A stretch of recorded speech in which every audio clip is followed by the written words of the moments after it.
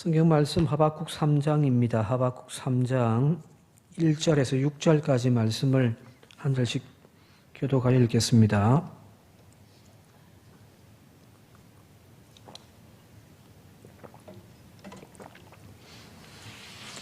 하박국 3장 1절에서 6절입니다. 시기 온 노새에 맞춘 선지자 하박국의 기도라.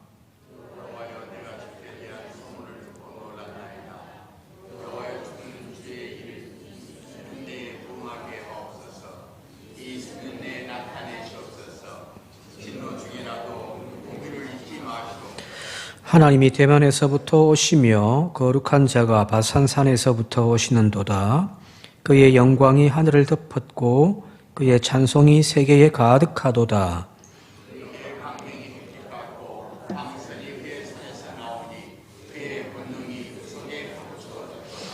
역병이 그 앞에서 행하며 불덩이가 그의 발밑에서 나오는도다. 그가 서신즉 땅이 진동하며 그가 보신즉 여러 나라가 전율하며 영원한 산이 무너지며 무궁한 작은 산이 엎드러지나니 그의 행하심이 예로부터 그리하시도다. 아멘. 오늘 하박국 3장은 우리가 잘 알고 있는 너무너무 유명한 말씀들이, 구절들이 등장하는데 그 구절들의 뜻이 어떤 의미인가를 한번 좀 살펴보는 그런 시간들 좀 가져봤으면 좋겠습니다.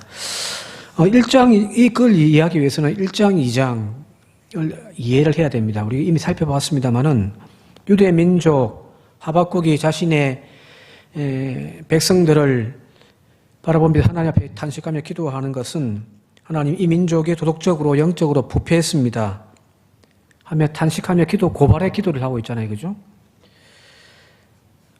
이 민족이 이렇게 타락하고 있는데 하나님은 왜 잠잠하고 계십니까? 라고 기도할 그 기도를 하나님은 들으시고 응답하시는데 내가 곧 바벨론을 들어 이 민족을 칠 것이다. 내 공의를 실현할 것이다. 라고 말씀하십니다. 자, 이 이야기에 하박국이 더 깜짝 놀라며 하나님에 더 탄식하며 기도하는 것이 뭐냐면 하나님 어떻게 그 말이 되는 소리입니까? 이 백성은 비록 악하고 죄가 많지만 선민 하나님의 백성 아닙니까? 근데 어떻게 저 이방인을 통하여 더 악한 저 이방인을 통하여 이 민족을 치신단 말입니까? 그것이 하나님의 공입니까? 그 하박국의 부르짖음에 대하여 하나님이 또 말씀하시죠. 내가 이 바벨론도 심판할 것이다. 그런 내용들이거든요. 이 앞부분이 1장, 2장이에요. 그죠? 자, 이제 하나님의 분명한 뜻과 계획을 들었던 하박국. 처음에 시작할 때에는 하나님의 뜻이 무엇인지를 몰라서 현실만 알아보고서 이 어두컴컴한 암흑의 세상, 죄악의 세상을 왜 하나님 가만히 내버려 두십니까? 라고 탄식하며 따지며 물었지만 하나님의 계획을 다 알고 난 다음에는 이제 확신 가지고 하나님 앞에 찬송의 기도를 드리는 거거든요. 이게 3장입니다. 그런데 오늘 읽었던 3장 부분에서 뒷부분은 다음 시간에 좀 살펴보도록 하고 이 앞부분에 세상의 부조리 불합리한 모습에 탄식하던 그 하박국이 이제 하나님의 공의, 하나님의 정의를 실현하시는 그 하나님의 뜻을 이해하고 난 다음에는 이제 확신이 생기죠. 그죠? 그죠? 아, 역시 하나님이시다. 그러면 그렇지. 하나님께서 그냥 가만히 계실 분은 아니지. 하나님께서 이제 응답에 오실 줄 믿습니다. 아멘 하는 거예요. 그냥. 하나님의 대답에 대한 하박국의 응답이 바로 3장입니다. 자, 그런데 여기에 이제 우리가 잘 알고 있는 너무너무 유명한 말씀이 2절에 나오는데 2절 말씀을 같이 한번 읽어보도록 할게요. 2절입니다. 시작. 여호와여 내가 주께 대한 소문을 듣고 놀랐나이다. 여호와여 주는 주의 일을 이 수년 내에 부응하게 하옵소서. 이 수년 내에 나타내시옵소서. 진노 중에라도 긍휼을 잊지 마옵소서. 라는 거예요. 한 3년 전인가요? 코로나 때 이 본문 말씀 가지고 한번 설교를 했던 것이 있습니다. 복습하자면은 보통 우리가 이 구절을 거의 안 쓰는 교회들이 없었죠. 그죠? 교회 표로 1년에 표로 쫙 걸어놓는 교회들이 대부분이었단 말이에요. 그죠? 그만큼 유명한 말입니다. 교회마다 강단 앞에 표어로 내걸고 하나님 올해는 우리 교회를 이렇게 부흥해 주십시오 라고 함께 기도하면서 신앙의 표대를 삼았던 것이 본문 말씀인데, 그래서 우리가 이해했던 이 본문 말씀은 이런 뜻입니다. 하나님, 우리 교회도 이 수년 내에 부흥의 역사를 이루어주게 해주십시오. 그래서 이 자리, 앉을 자리, 설 자리 없도록 차고 넘치는 그런 부흥의 역사를 하나님 우리 교회에 주십시오. 그렇죠? 하나님, 우리 산정교회가 부흥의 역사를 이루어서 전도의 문이 열려지고 축복의 문들이 열려지고 능력의 문들이 열려지고 성도들마다 번영케 하시는 하나님의 은혜와 축복이 있게 해주십시오. 그게 우리가 이 본문 말씀을 이해하는 기준이었단 말이에요. 그죠? 수년 내에 부흥케 해달라고 하는 것이.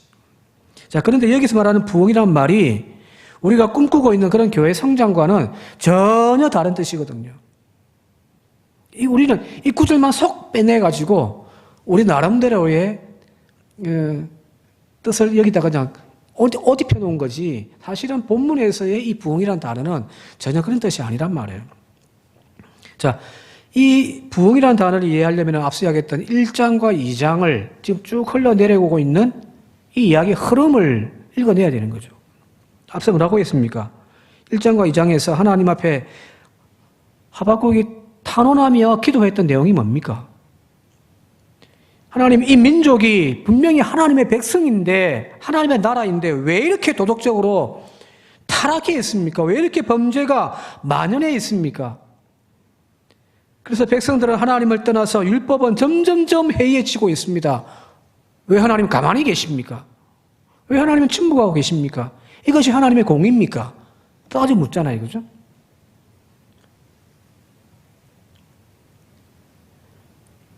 하박국의 호소와 탄원이 이런 맥락이었단 말이에요. 그죠?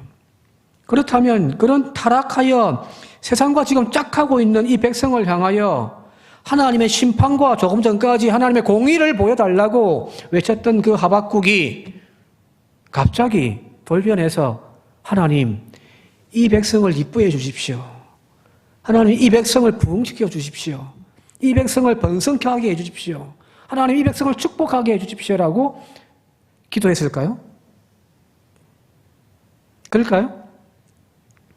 우리가 부흥이라고 하는 단어 익히 알고 있는, 이해하고 있는 그 개념으로 이해한다면 지금 하박국은 조금 전까지 하나님, 이 백성이 왜 이렇습니까? 하나님의 공의를 실천해 주십시오. 이 죄악된 세상을 싹 쓸어버리시고 하나님 다시금 하나님의 백성으로 이렇게 세워달라고 그렇게 기도하지 않았습니까? 그런데 갑자기 탁 얼굴이 빛이 변해가지고 하나님 축복해 주세요. 이렇게 기도했을까요? 이게 완전 다른 기도가 되어버린 거잖아요. 그죠? 그리 본다고 한다면은 이 부흥이라는 단어는 그런 의미가 아니라는 거거든요. 무슨 말일까요? 그 반대의 개념입니다. 하박국은 지금 불의한 세상임에도 불구하고 침묵하고 계신 하나님, 악의 세상에 편만해져 가고 있는 그 모습을 보고서 두 손 놓고 계신 하나님에 대한 불만을 가졌습니다. 그런데 하나님이 말씀하셨잖아요. 내가 바벨론을 통하여 이 불의한 민족을 심판할 거다. 그죠? 하나님의 강하신 팔이 이제 이 세상을 심판하여 온전하게 세워가실 줄 믿습니다. 아멘 하는 것이 3장이거든요. 그렇다면은 이 이야기는 여기서 말하는 부흥이라는 개념은 하나님의 백성이 악하든지 불의하든지 상관없이 그냥 무조건 축복해 달라고 하는, 세상의 성공의 자리에 앉혀달라고 하는 그런 간구, 그런 기도가 아니라 하나님의 공의로 하나님이 이 민족을 심판하심을 통하여 이 민족이 다시금 새롭게 세워지게 해달라고 하는 그런 기도입니다. 앞에 이야기와 쭉 연결되는 거예요. 한번 싹 뒤집어 세워달라는 거거든요. 그죠?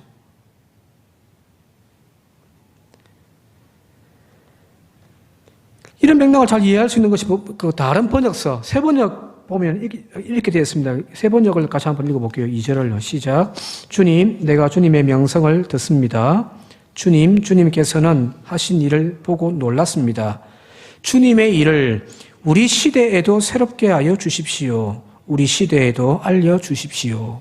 이 부흥케 해달라고 하는 이 단어를 이 시대에도 하나님 새롭게 하여 주십시오라고 하는 거거든요.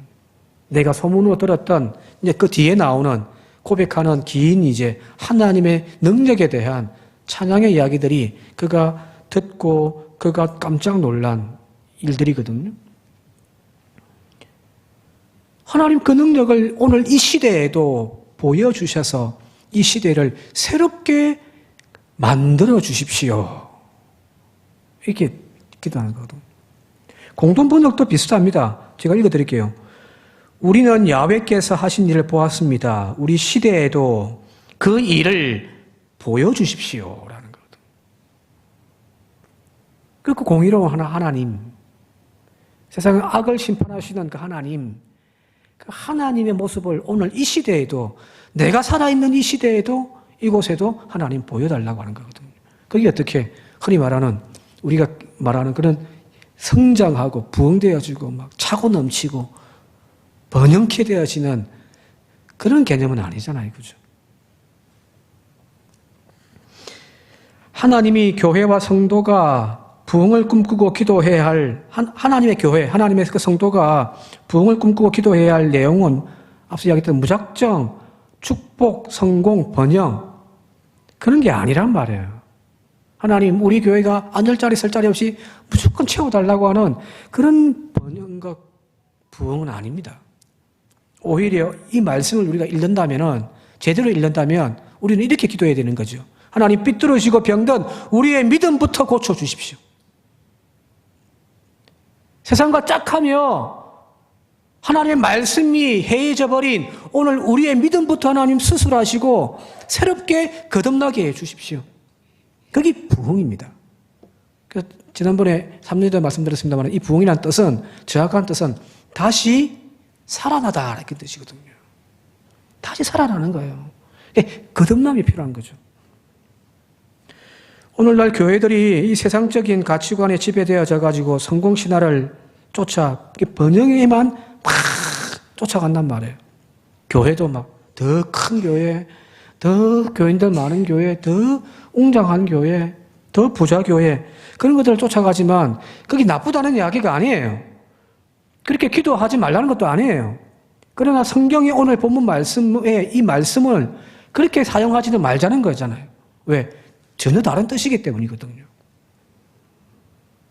우리의 죄를 깨닫고 과감하게 하나님 앞에 우리 스스로를 수술대 위에 올려놓고 하나님 영적으로 우리를 수술하여 주셔서 점점점 죽어가는 한국 교회가 아니라 하나님이 간섭하셔서 다시금 고치셔서 이 한국 교회가 다시금 하나님 일어서게 해 주십시오. 그죠? 지금 우리가 해야 할 기도는 그런 기도란 말이에요. 옆 교회가 부흥했다고 하더라. 옆 교회가 건축하니까 사람들이 모인다고 하더라. 이전에 성장을 추구했던 그때의 이 구호를 여전히 우리가 지금 쫓아가서는 안 되는 거죠. 지금은 영적인 대수술이 필요할 때입니다. 하박국의 기도가 절실할 때거든요. 한국 교회 희망은 여기에 있습니다. 하박국이 지금 필요한 겁니다. 따라서 지금 우리가 외쳐야 할 부흥은 교회의 외적인 숫자의 성장이기보다는 망가질대로 망가져버린 교회를 다시금 살려내는 재생이 되어야 되는 겁니다. 즉 종교개혁이 필요하다는 이야기거든요. 하나님의 심판의 칼에 잘려져 그냥 버려지는 교회가 아니라 하나님께서 다시금 이렇게 세우기 위하여 살려놓기를 원하시는 교회, 그 교회가 우리 삼정교회가 되어지고 다시금 한국교회가 되어질 수 있길 바랍니다. 여기 이 수년 내에 이 시대에 하나님 이 교회를 그렇게 다시금 이렇게 세워주십시오 라고 하는 기도 제목이 아닌가 싶습니다. 그렇게 기도하는 저와 여러분들 되시길 바랍니다. 자, 그래 본다고 하면 이 부흥이라는 개념이 하나님의 심판, 하나님의 공의를 실천함이죠. 그죠? 쉽게 이야기하면 하나님의 진노하심이거든요. 하나님 매를 뜨신 거죠. 그죠? 하나님 이 민족을 그냥 내버려 두지 마십시오. 때리십시오. 그리고 다시금 정신 차려 일어서게 해주십시오. 그 이야기입니다. 그런데 이 하박국의 기도가 바로 이어서 또 다른 기도가 이어지거든요. 2절 말씀. 우리 부흥에 대한 이야기만 이렇게 알고 있는데 2절 마지막 부분을 같이 한번 읽어볼게요. 시작. 진노 중에라도 긍휼을 잊지 마옵소서.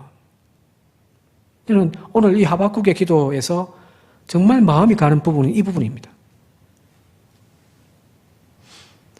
앞서 이야기했듯이 하나님 이 민족을 좀 정신 차리도록 불의를 다 쓸어버리시고 다시금 하나님의 백성으로 깨끗하게 거듭나 세워질 수 있도록 하나님 간섭하여 주십시오. 진노로 심판하여 주십시오. 그렇게 기도하던 하박국이 마지막에 앞서 이야기했듯이 하나님의 진노 중에서라도 예를 들어 이 민족을 때리시지만 그럼에도 하나님의 그 긍휼을 잊지 마십시오 하는 거거든요.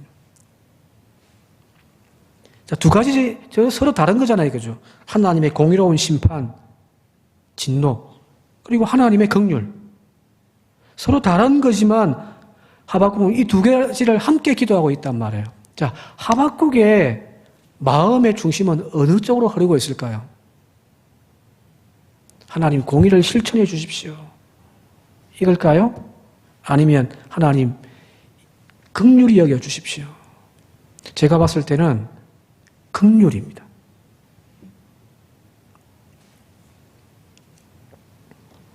하나님의 진노로 인한 심판을 행하시지만 그럼에도 불구하고 이 백성을 하나님 완전히 망하지 말게 하시고 하나님의 긍휼을 베풀어 주셔서 그냥 이 민족이 하나님 심판 가운데 완전히 짓밟혀 사라짐이 아니라 다시금 그 자리에서 새싹을 돋아내면서 일어설 수 있게 해주십시오. 그게 하박국의 진짜 마음이란 거거든요. 이 땅에 심판해 주러 오실 하나님의 능력이 여러분 어떠한지 이제 뒤에 보면은 6절부터 이제 쭉 보면은 구구절절 차장으로 쫙 나오거든요. 하나님이 심판하러 오시는데 그 하나님의 능력이 얼마나 위대하신지를 하박국이 지금 표현하는데 다 읽지는 못하고 몇 구절만 조금 뽑아서 한번 읽어보도록 할게요. 6절부터 12절 가운데 함께 읽어보도록 하겠습니다. 시작. 그가 서신즉 땅이 진동하며 그가 보신즉 여러 나라가 전율하며 영원한 산이 무너지며 무궁한 작은 산이 엎드러지나니 10절요. 산들이 주를 보고 흔들리며 창수가 넘치고 바다가 소리를 지르며 손을 높이 들었나이다. 11절. 날아가는 주의 화살의 빛과 번쩍이는 주의 창의 광채로 말미암아 해와 달이 그 처소에 멈추었나이다. 12절. 주께서 노를 바라사 땅을 두르셨으며 분을 내사 여러 나라를 밟으셨나이다. 하나님이 이 땅에 심판해 주러 오셔가지고 땅을 내딛는 순간부터 온 땅이 진동을 하는 거예요. 하나님이 서시는 것만으로도 온 땅이 진동을 하는 겁니다. 하나님 바라만 봐도, 바라만 보셔도 작은 산, 큰 산들이 막 무너지고 뒤엎어져 버리는 겁니다. 이게 하나님의 위대하심인 거죠. 하나님의 능력을 지금 하박국이 찬송하고 있는 거거든요. 11절에 보게 되어지면 주의 창의 광채로 말미암아 해와 달이 그 처소에서 멈추었나이다. 무슨 말인가요? 하나님의 광채가 탁 임하심으로 광채가 탁 비치니까 해도 달도 그 빛을 잃어버리더란 말이에요. 얼마나 광채가 막 휘황찬란하면은 태양의 빛마저도 이렇게 그냥 멈춰버리는, 사라져버리는 그런 하나님의 광채. 주가 한번 노하시니까 땅의 모든 나라들이 다 짓밟혀버리는 이게 하나님의 권세입니다. 그죠? 그죠? 앞에 내가 하나님의 그 소식을 들었습니다. 내가 놀랐습니다. 하는 것이 이 표현이거든요. 자, 물어볼게요. 이 하나님의 권능, 이 하나님의 힘, 하나님이 서시는 것만으로도, 하나님 바라보시는 것만으로도 온 세상이 요동치고 뒤엎어져 버리는 그 엄청난 권세를 가지고 계신 분인데 하나님의 권세 앞에 무사한 것이 있겠습니까? 하나님이 한번 화를 왕 내시면 온전하게 남아있을 수 있는 것들이 있겠습니까? 없습니다. 하나님의 권능, 하나님의 파워, 하나님의 힘, 하나님의 능력, 우리가 감당할 수 있는 것이 아니라는 거예요. 그래서 여러분들, 우리가 흔히 하는 말로 하나님이 나를 치셨다. 그런 표현들 많이 쓰시죠. 그죠? 그죠? 하나님이 나를 치셨다. 과연 하나님의 그 능력의 손이 우리의 인생을 치시면 온전하겠습니까? 네? 하나님의 그 능력의 손이 오늘 우리를 보시고 심판하시며 진노 가운데 야 이놈아 하고 한번 탁 때린다고 하셨다면 내 인생이 남아나겠습니까? 온 우주 만물이 하나님의 그 권능 앞에서 벌벌 떨고 말 한마디에 모든 것이 다 뒤바뀌어지고 막 뒤엎어지고 하는데 하박국이 지금 하나님의 그 소문을 듣고 내가 놀랐습니다라고 하는 이야기가 이 표현인 거거든요. 하나님의 능력의 위대하심을 듣고 놀란 이 하박국이 지금 하나님이 지금 이 민족을 한번 벌하시면 진노 가운데 한번 치신다면 어떻게 되겠습니까? 흔적도 없이 먼지같이 사라져버리는 거예요.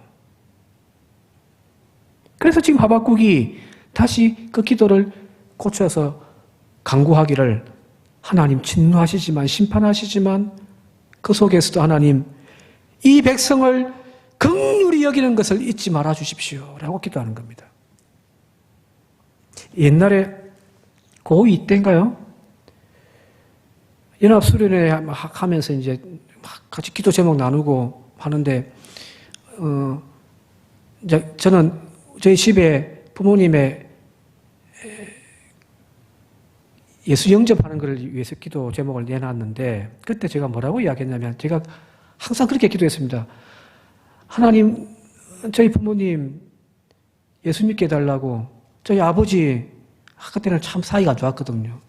정말 저 아버지, 하나님 예수 믿게 해주십시오. 그런데 내가 생각해도 우리 아버지는 예수를 안 믿을 것 같단 말이에요. 그래서 어떻게 기도했냐면 하나님이 치셔서라도 우리 아버지 예수 믿게 해달라고 기도해 쭉 계속했거든요. 날마다. 그래서 그 수련회에 그런 기도 제목을 내어놓았더니 한 전도사님이 하신 말씀이 그런 기도 하지 말라는 거예요. 하나님이 진짜 치신다고. 그때는 제가 몰랐죠. 하나님이 치시면 어느 정도 치시던지를 모르는 거죠.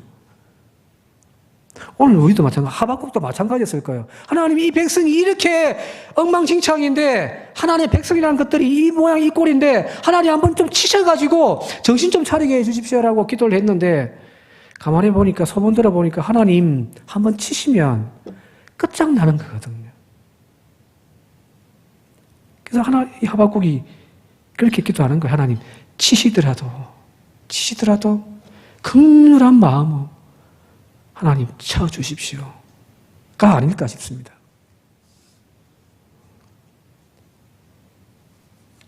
완전 죽을 정도로 치지 말라는 거잖아요. 그죠? 그 비슷한 구절이 4절에도 나오는데요. 4절 말씀 같이 한번 읽어보도록 하겠습니다. 4절 한번 읽겠습니다. 시작. 그의 광명이 햇빛 같고 광선이 그의 손에서 나오니 그의 권능이 그 속에 감추어졌도다. 그래서 여기 또 하나님의 빛을 우리가 경험한다면, 하나님 우리가 본다면, 하나님 보고 싶어요, 하나님 보고 싶어요. 그런 기도도 많이 하시잖아요. 그죠? 하나님 한번 봤으면. 근데 여러분들, 이 하나님의 영광의 광채를 우리가 경험한다면 우리가 온전하겠습니까? 앞서 이야기했잖아요. 하나님의 영광의 광채가 비춰지니 해와 달도 숨어버리는.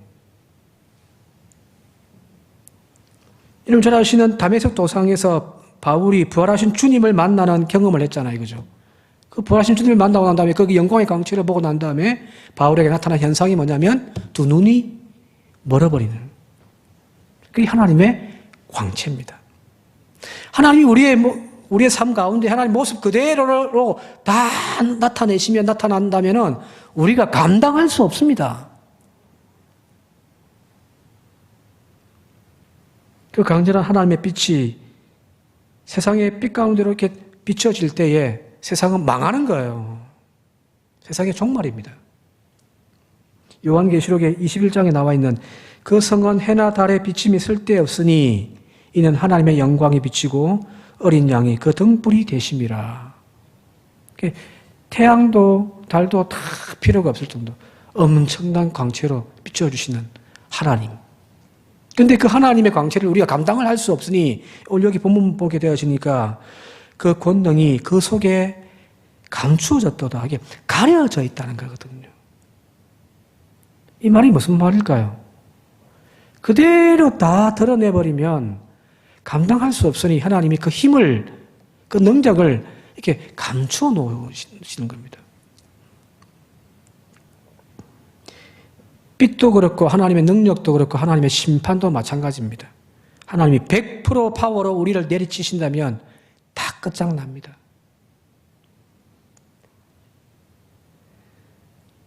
오히려 만분의 1, 아니 수천조 분의 1 힘으로 우리를 그냥 탁 때리시는 것뿐입니다.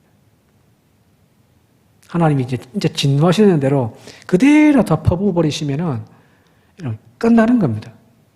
근데 하나님이 그 힘을, 그 진노를 살짝 가려서 그대로를 다가 아닌 그냥 약간으로 이렇게 우리를 치시니까 우리가 여전히 여기 남아있는 거거든요.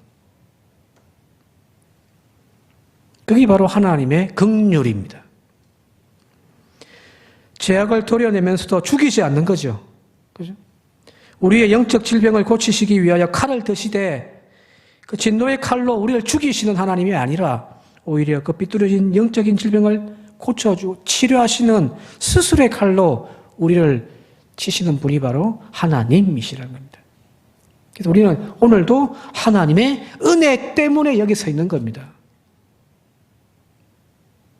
하나님의 긍휼하심이 없다면 저도 여기 설 자격도 없고요. 존재할 이유도 없습니다. 여러분들도 마찬가지일 거예요. 이거죠. 오늘도 하나님이 진노하시면서 우리를 심판하시지만 그럼에도 불구하고 그 심판에는 가장 밑바닥에 하나님의 긍휼이 기본적으로 깔려져 있습니다. 그래서 매를 맞아도 하나님 앞에 감사합니다 하시기 바랍니다. 왜 하나님 나에게 이런 아픔 주십니까? 왜 하나님 나에게 이런 고통을 주셔서 감당 못하게 나를 이렇게 괴롭히십니까? 아니에요. 하나님이 진짜 본심으로 한번 우리를 확 밀었다면 끝나는 거예요. 하나님 긍휼로서 우리를 그냥 살짝 그냥 미신 것뿐입니다. 왜? 우리를 다시금 바르게 이렇게 세우기 위함이거든요. 말씀 정리하면 마치도록 할게요. 불신자들, 이방인들은 하나님의 긍휼을 모르는 거예요. 그래서 그 하나님의 심판 앞에서 그냥 그 인생이 끝나버리는 겁니다. 똑같은 심판을 받아요.